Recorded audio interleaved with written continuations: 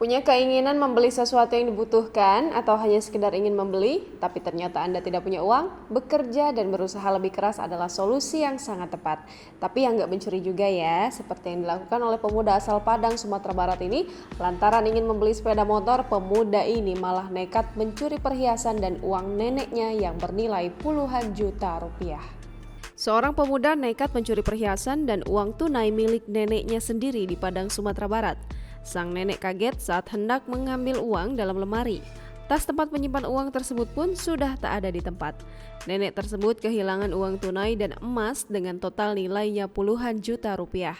Remaja berinisial MR, 17 tahun ini, nekat mencuri emas dan uang tunai 4 juta rupiah di dalam rumah yang beralamat di Jalan Purus 2, nomor 9, RT 3 RW 3, Kelurahan Purus, Kecamatan Padang Barat, Kota Padang, Sumatera Barat.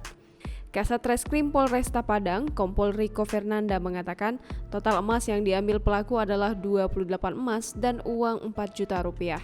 Kata dia, korban mengetahui barang-barangnya telah dicuri pelaku pada Senin 30 Agustus 2021 yang lalu. Ia menjelaskan korban selanjutnya menuju kamar untuk mengambil uang yang ada di dalam tas tersimpan di dalam lemari karena dompetnya tidak ditemukan. Ia menjelaskan korban menceritakan kejadian tersebut kepada anaknya yang dicurigai pelaku adalah cucu dari adik korban. Kompol Rico Fernanda mengatakan, pelaku akhirnya diamankan sekitar pukul 00.20 waktu Indonesia Barat hari ini di Jalan Profesor M. Yamin, Kecamatan Padang Barat, Kota Padang, Sumatera Barat. Ia menjelaskan untuk barang hasil curian berupa emas antam yang masih bersisa dan tersimpan di rumah orang tuanya di Kelurahan Lubuk Buaya. Sedangkan untuk barang bukti yang disita berupa satu emas antam seberat 25 gram, uang tunai 3,8 juta rupiah, satu unit sepeda motor merek Honda Sonic warna hitam, satu handphone merek Realme C11, dan satu tas perempuan.